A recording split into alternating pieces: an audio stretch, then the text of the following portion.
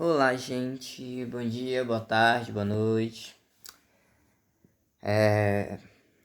Estou aqui apresentando o trabalho que foi pedido pelo professor Nadielson França, da matéria de Introdução ao Estudo do Direito 2. E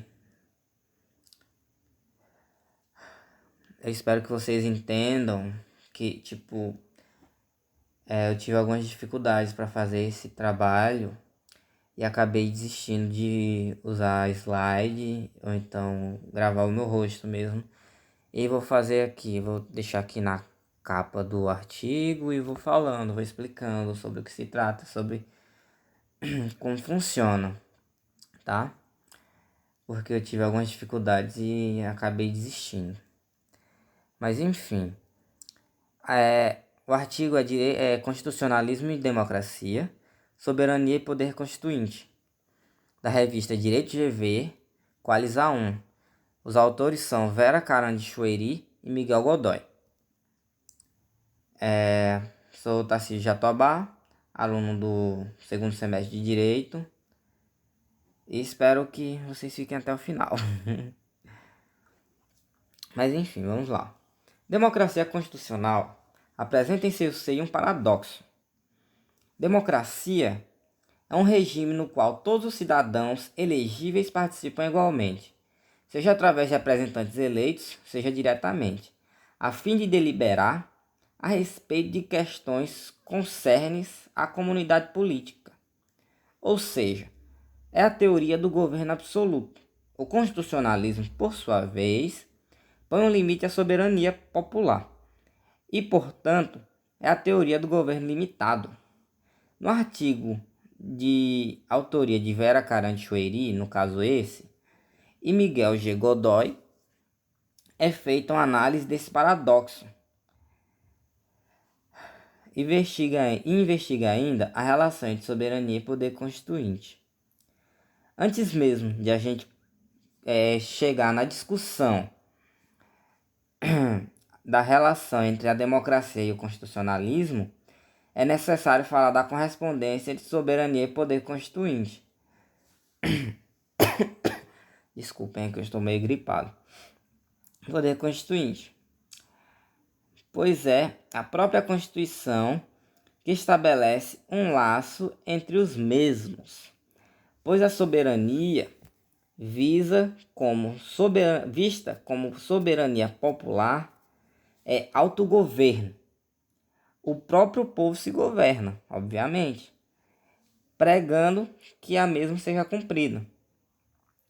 E também é a primeira vontade manifestada do poder constituinte, bem como da soberania popular. Dessa forma, os associando. Aí é a maneira como se associa, isso que eu falei é a maneira como se associa a democracia e o constitucionalismo, tá? Historicamente, o conceito de soberania já foi analisado. Isso a gente já viu também para os meus colegas de sala. Também a gente já viu isso na matéria de Teoria Geral do Estado do semestre passado. Mas enfim, historicamente o conceito de soberania já foi analisado por diversos pensadores teóricos. Jean Baudin, por exemplo, identifica a soberania como poder absoluto e perpétuo de uma república. Absoluto porque não é condicionado a nada e é perpétuo porque dura a vida de quem a exerce. Baudin, né, se eu não me engano, ele nasceu em 1530, é daquela época que ainda reinava a soberania monarquista, absolutista dos reis, onde se centralizava o poder todo na mão apenas de uma pessoa, do rei no caso. Mas enfim, vamos lá, voltando aqui. Jean Baudin, por exemplo, identifica a soberania como poder absoluto e perpétuo de uma república. É absoluto porque não é condicionado a nada e é perpétuo porque dura a vida de quem a exerce. Baudin acreditava que o poder soberano emanava do próprio rei como representante de Deus. Outro pensador a analisar esse conceito foi Jacques Derrida. Ele reagiu às definições abstratas e às análises formais da soberania. Acreditava que a maioria dos estados surgiu como consequência de situações onde ordens constitucionais completamente inéditas eram estabelecidas por meio de revoluções. E a ciência do direito acredita que o poder constituinte, que instaura uma ordem jurídica nova, é ela a fonte dos poderes constituídos, responsável por formar sua estrutura.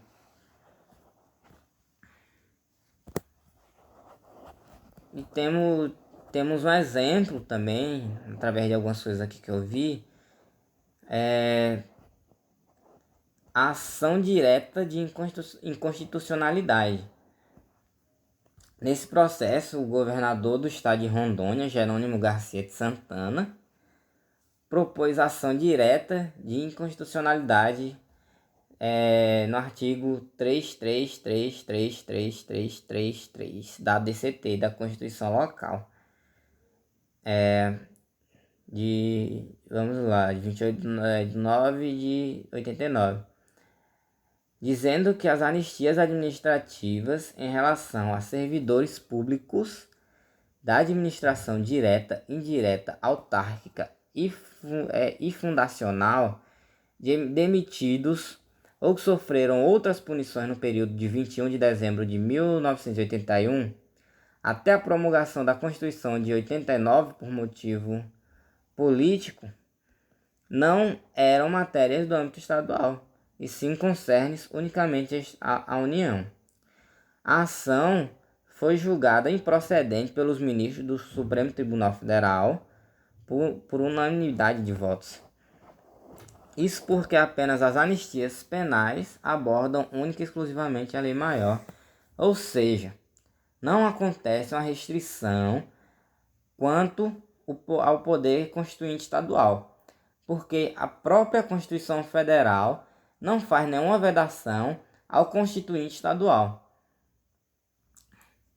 Portanto, é a própria Constituição que determina todos os outros poderes, seja pela sua ação ou omissão em relação a certos teores.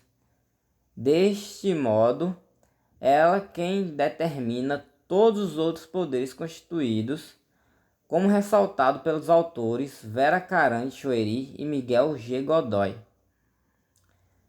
Joseph Sayes também relacionou soberania ao poder constituinte, desenvolvendo a teoria do poder constituinte, o raciocínio dele como base a consciência de que toda a Constituição pressupõe um poder constituinte, que representa a soberania popular, e um poder soberano, que seria a vontade soberana popular, a qual todos os outros poderes estão submissos. O soberano não estaria vinculado a nada senão a si próprio e a sua própria vontade.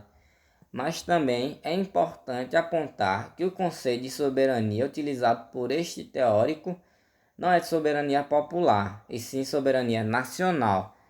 Assim, como assim não é de soberania popular e sim soberania nacional?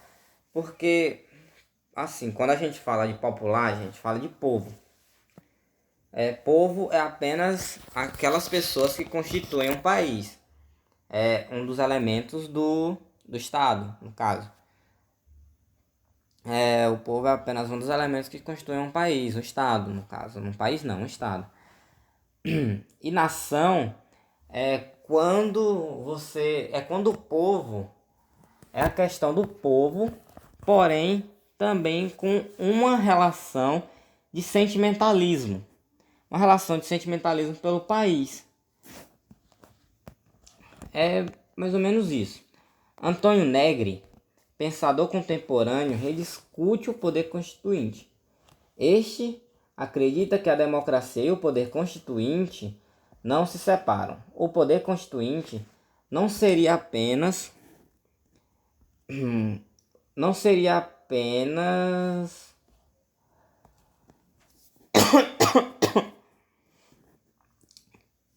Antônio Negri, pensador contemporâneo, rediscute o poder constituinte. Esse acredita que a democracia e o poder constituinte não se separam.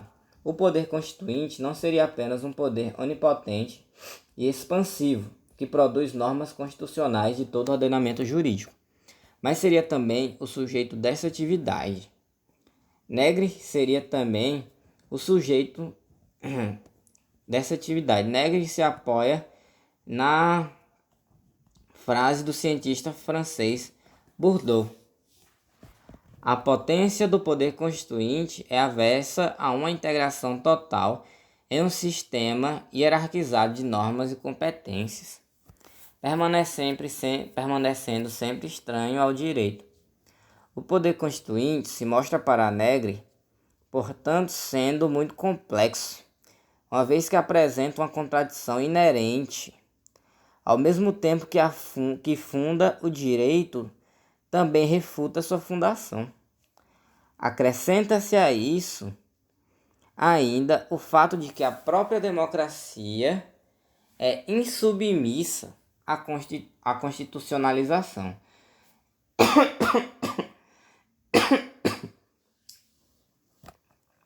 Ou seja,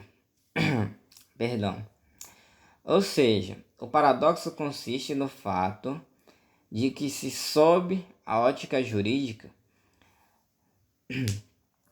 o poder constituinte é a fonte de produção das normas, ela é também, ao mesmo tempo, um poder onipotente e, portanto, absoluto, que eclode do vazio e estrutura todo o ordenamento jurídico. A própria Constituição se assegura e afirma um poder constituinte. Segundo Negri, há ainda uma incoerência no próprio poder constituinte.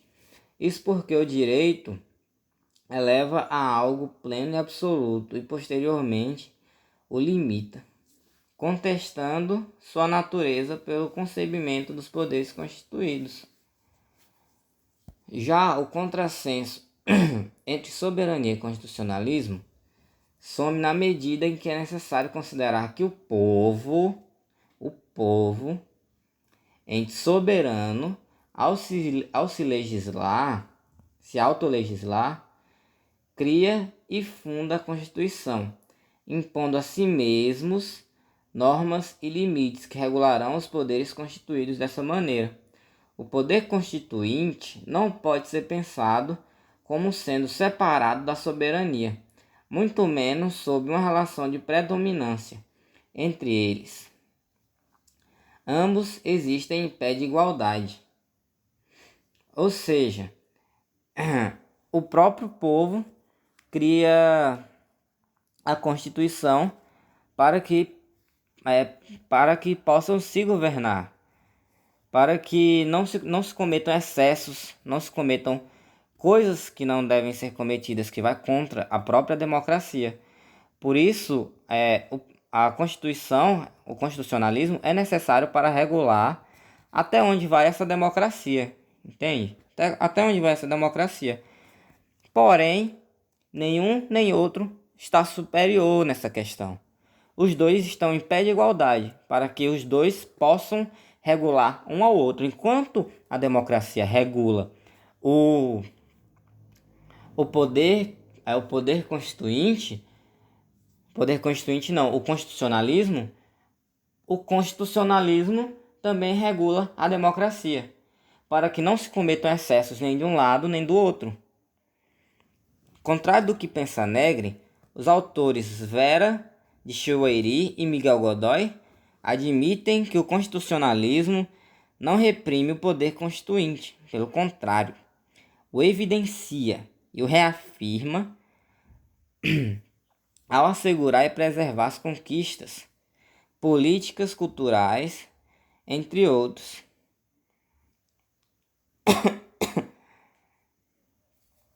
advindos de longas e árduas batalhas ao passar do tempo.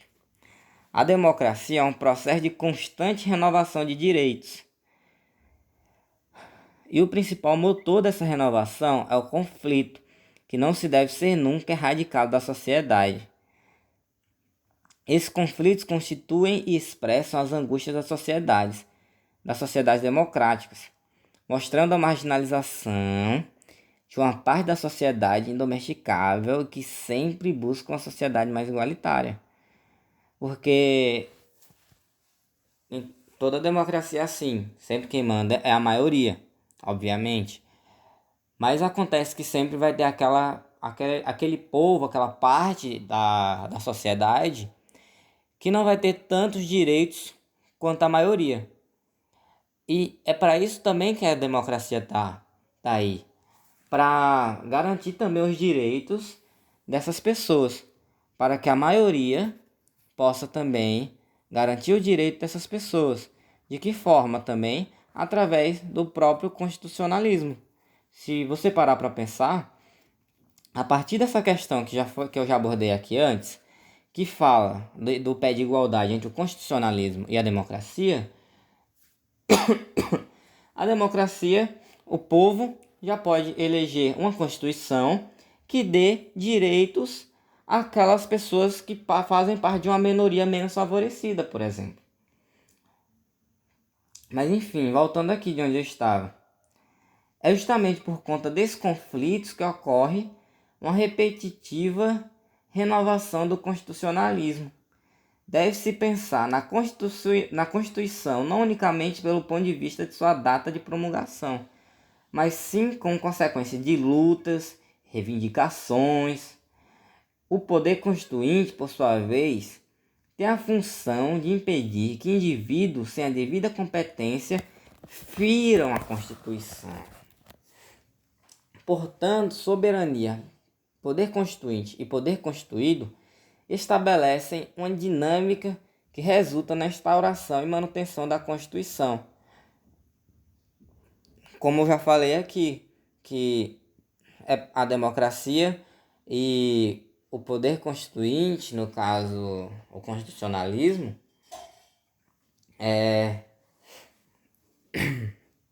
agem juntos também com o poder constituído, pelo poder constituinte,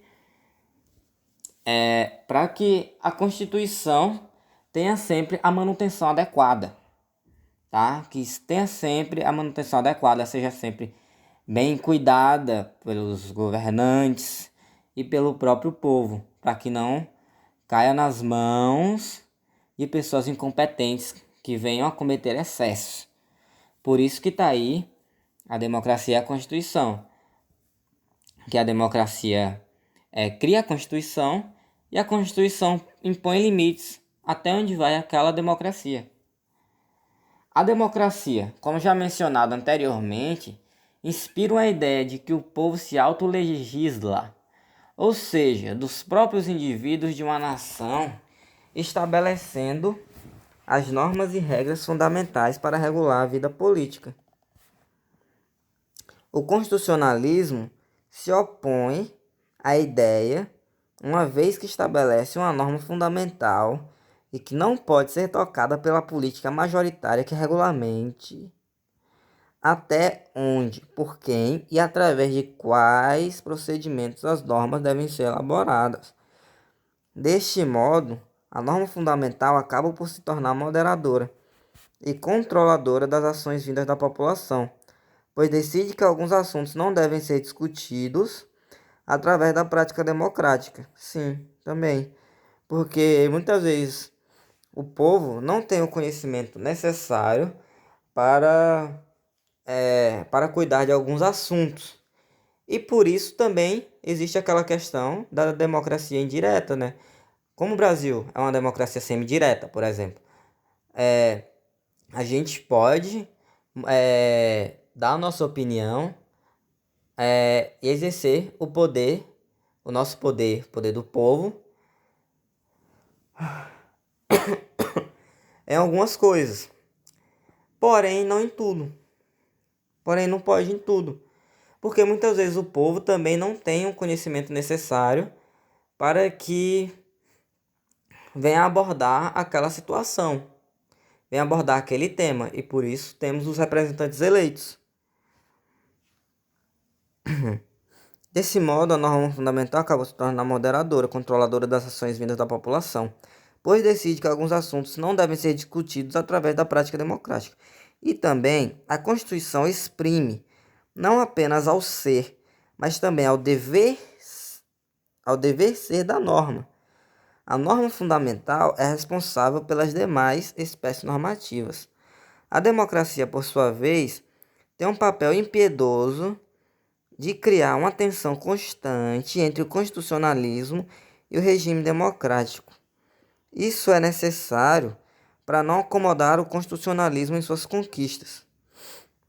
A lei maior tem como características fundamentais e indissolúveis a transcendência, pois remete sempre ao poder constituinte, a sua imanência, uma vez que ela é válida a cada nova aplicação de sua norma, e sua forma e fórmula do político que nega o limite qualquer poder expansivo e absoluto que tenha construído. Antônio Negri mostra a democracia como uma forma de poder constituinte, e o constitucionalismo aquilo que o limita, e que ao fazê-lo acaba negando a própria democracia. É muito importante ressaltar que a tensão característica dessa relação é muito produtiva. Naquela questão que eu já citei antes, que um vai regulando o outro, e através disso a gente acaba tendo vários benefícios, tipo vários benefícios através disso, e acaba tendo a nossa liberdade sempre intacta. E aqui a gente entra numa questão bem interessante, no meu ver, na questão das constituições. As cartas constitucionais surgiram inicialmente nos Estados Unidos e na Europa após revoluções, como a Revolução Russa, né? Tivemos, por mais que não seja uma revolução liberal, acho que também vale ressaltar aqui, e principalmente, né, tivemos a Revolução Americana em 1787, que escreveu a primeira Constituição, né? E tivemos também a Revolução Francesa, que escreveu a Constituição Francesa, que é uma Constituição que inspira a nossa Constituição até hoje, inspira todas as Constituições que não venham do Common Law até hoje, e muitas coisas assim. Se eu não me engano, escrita em 1791, alguns anos depois da Revolução Americana. Como forma de garantir... Cadê?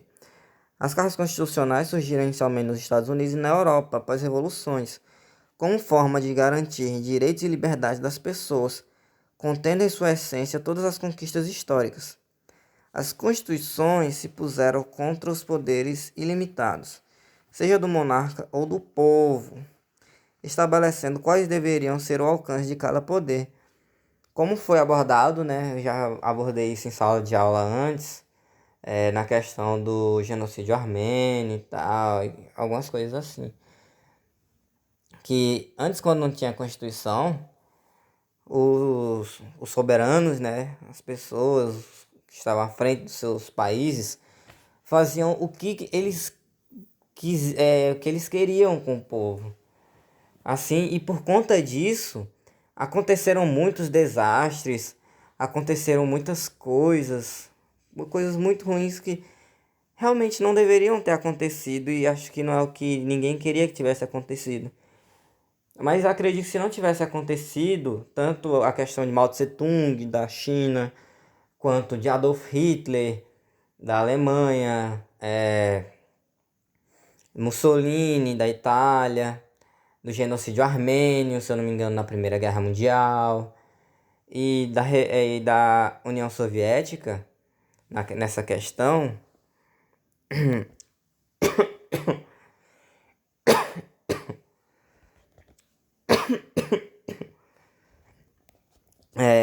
tanto em qualquer um desses, se não fosse É por isso que aconteceu, eu acredito que a gente não teria os direitos e as liberdades individuais que a gente tem hoje, assegurados por as constituições, por todas as constituições que existem hoje em dia, a gente não teria o direito que a gente tem hoje.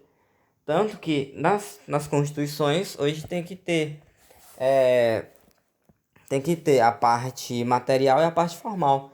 E se uma constituição que falta uma das três partes materiais, ela não é uma constituição.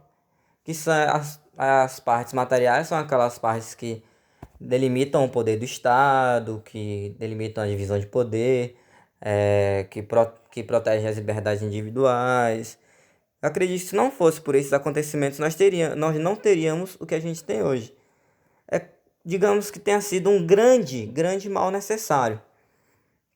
Mas enfim, voltando ao assunto, as constituições se propuseram contra poderes ilimitados, seja do monarca ou do povo, estabelecendo quais deveriam ser o alcance de cada poder.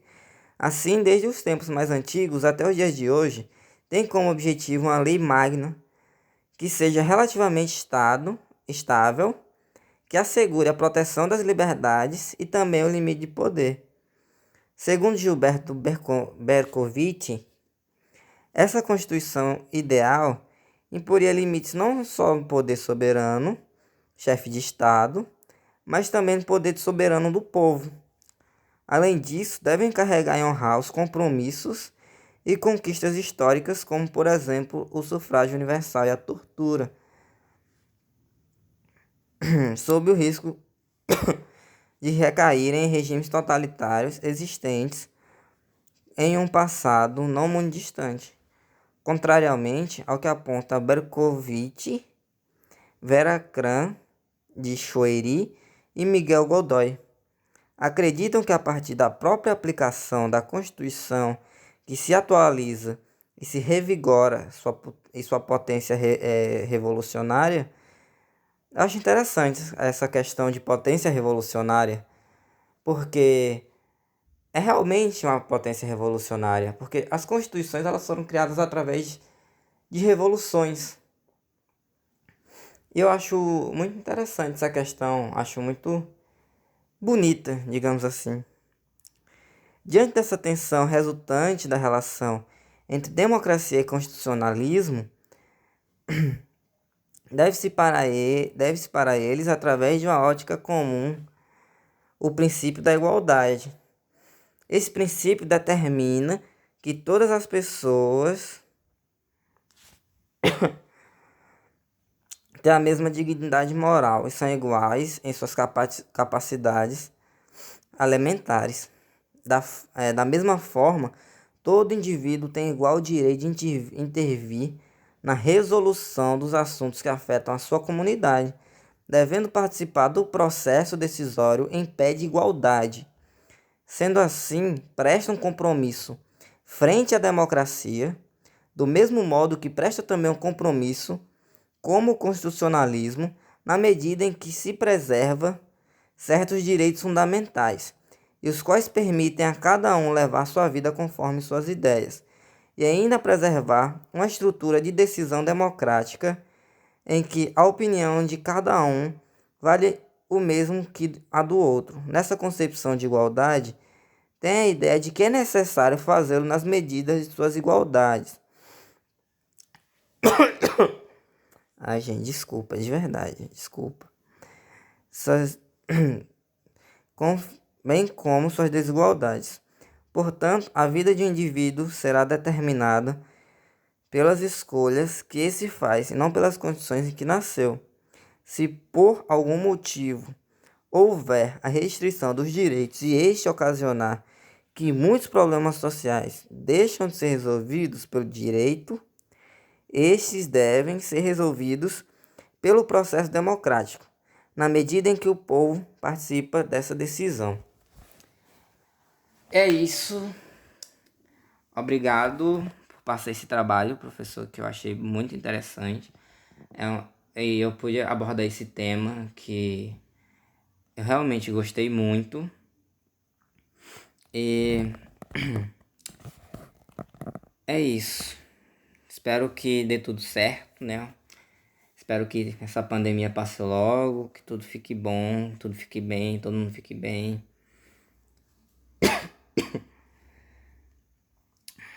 É isso.